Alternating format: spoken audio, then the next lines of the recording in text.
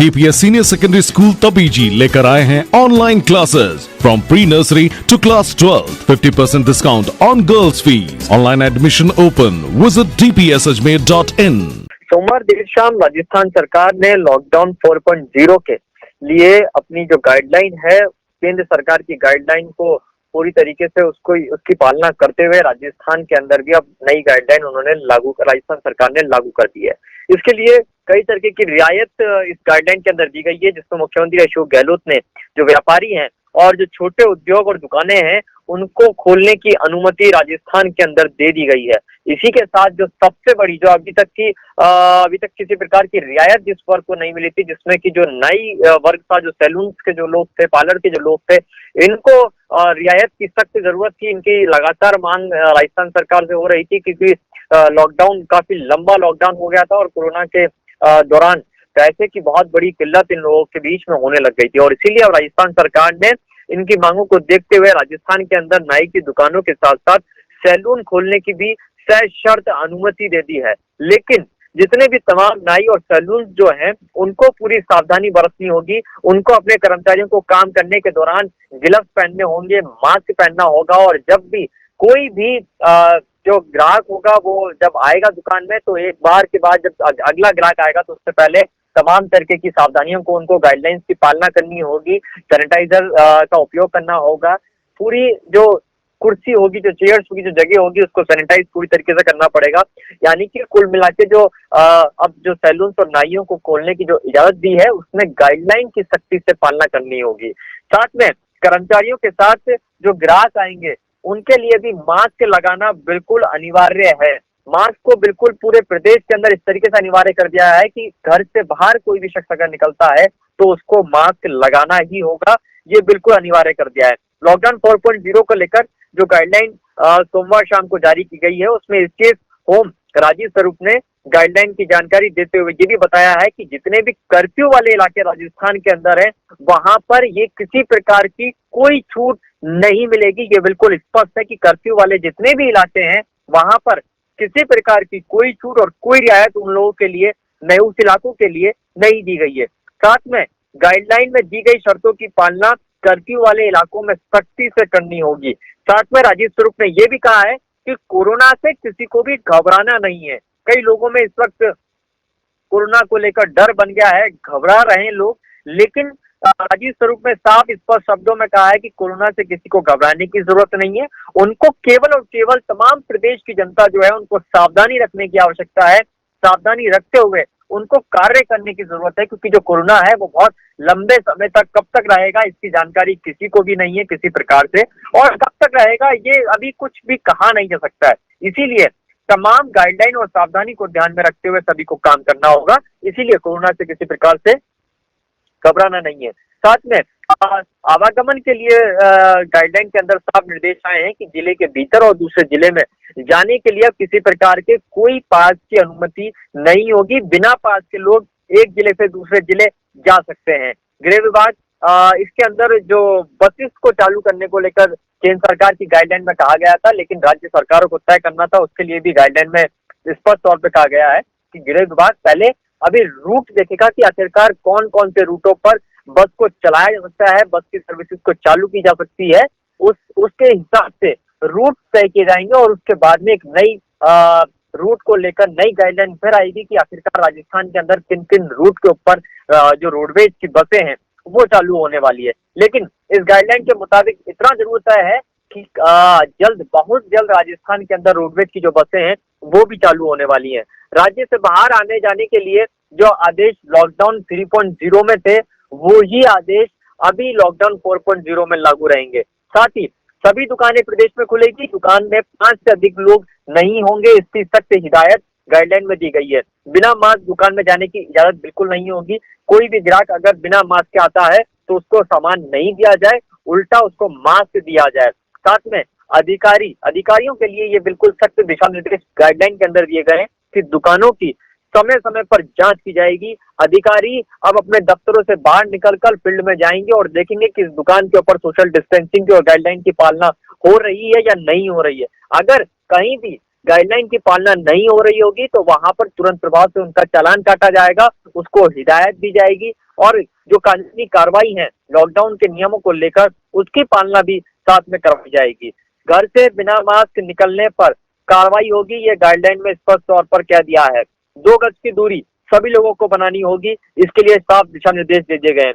मिष्ठान भंडार सहित अब रेस्टोरेंट भी खुल सकेंगे, ये भी कह दिया है। और हालांकि गाइडलाइन से पहले ही राजस्थान सरकार ये कह चुकी थी कि जितने भी मिष्ठान भंडार हैं, रेस्टोरेंट जो हैं राजस्थान के अंदर, वो अपने प्रतिष्ठानों को खोल सकते हैं, लेकिन सिर्फ और सिर्फ टेक अवे और होम डिलीवरी की सुविधा रहेगी।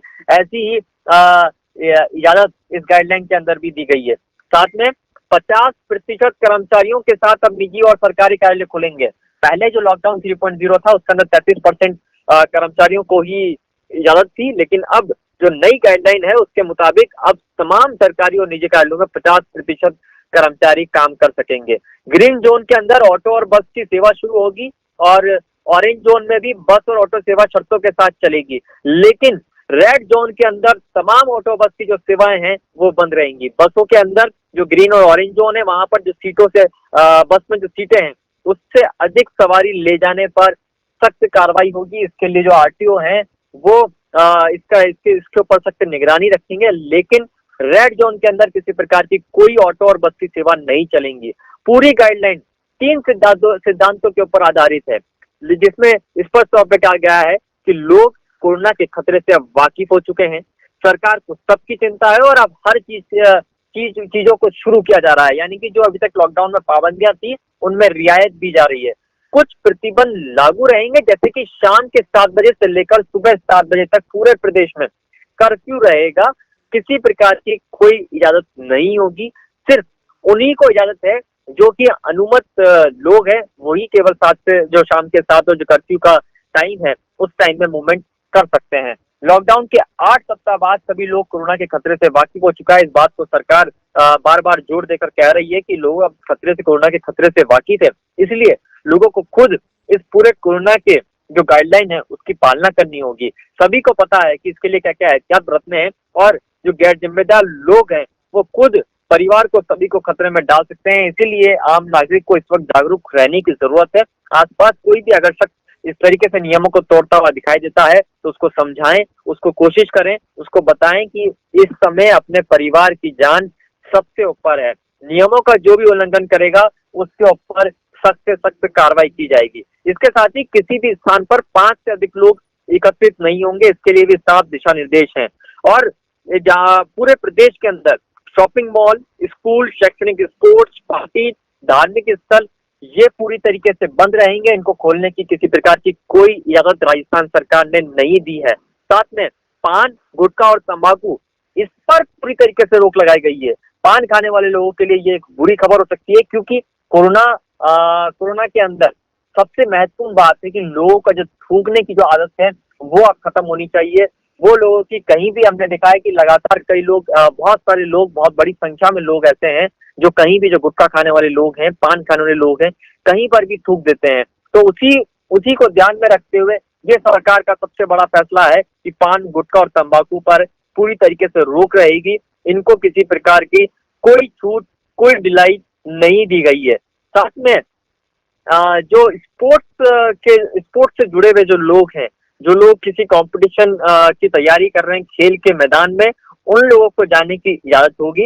इसके साथ ही जो शादी समारोह के कार्यक्रम हैं, जो शादियों के कार्यक्रम है, वहां पर 50 से ज्यादा व्यक्ति शामिल नहीं हो सकते हैं, सिर्फ और सिर्फ 50 लोग ही शामिल होंगे। शादी समारोह से पहले सभी लोगों को एसडीएम से इजाजत लेनी होगी। एसडीएम की मंजूरी के बाद ही शादी हो सकती है। वहां पर भी सोशल डिस्टेंसिंग का उल्लंघन करने पर सख्त से सख्त कार्रवाई की जाएगी। स्पष्ट गाइडलाइन में कहा गया है कि कंटेनमेंट जोन जो है वहां पर किसी प्रकार की गतिविधि नहीं रहेगी, वहां पर रोक साफ तौर पे रहेगी। अब हम अजमेर पे आ जाते हैं। आखिरकार अजमेर, क्योंकि लोगों में बहुत चिंताएं हैं कि आखिरकार अजमेर कौन से जोन के अंदर है, अजमेर के कौन कौन से इलाके हैं जो किसी और जोन के अंदर शामिल होते हैं। तो हमारे तमाम दर्शकों को बता दें कि अजमेर शहर जो है इस वक्त वो रेड जोन है और रेड जोन के अंदर अजमेर को शामिल किया गया है, क्योंकि अब केंद्र सरकार ने राज्यों को यह अधिकार दे दिए हैं कि वो पूरे प्रदेश के अंदर अपने अपने जिलों में ग्राम पंचायतों को जो पंचायत समितियां हैं, या ग्राम पंचायत की, माफ कीजिए, जो पंचायत समितियां हैं, पंचायत समितियों के आधार पर यह तय कर पाएंगी कि आखिरकार पूरे प्रदेश के अंदर रेड जोन कौन सा है, येलो जोन कौन सा है और ग्रीन जोन कौन सा है।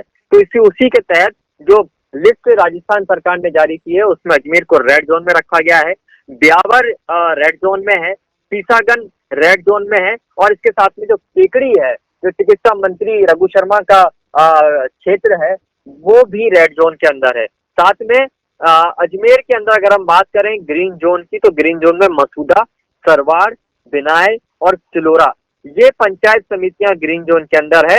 इसके साथ में येलो जोन की अगर हम बात करें तो नसीराबाद अर्बन का जो इलाका है वो किशनगढ़, इसके साथ में अराई, श्रीनगर, इसके साथ में जवाजा, ये जो इलाके हैं ये येलो जोन के अंदर आ रहे हैं।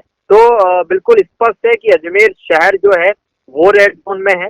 सरकार ने तमाम राजस्थान के जिलों की लिस्ट निकाली है कैटेगरी के साथ कि आखिरकार कौन कौन से जिले जो हैं वो रेड के अंदर है, कौन कौन से ग्रीन के अंदर है। हम क्योंकि ग्रीन की जो संख्या है वो बेहद कम है, तो हम तमाम दर्शकों के लिए बता दें कि राजस्थान में ग्रीन जोन के अंदर बूंदी शामिल हुआ है, गंगानगर शामिल हुआ है, झालावाड़ शामिल हुआ है, झुंझुनू शामिल हुआ है। इसके साथ ही करौली और प्रतापगढ़ ये जिले हैं जो कि ग्रीन जोन के अंदर शामिल हुए हैं।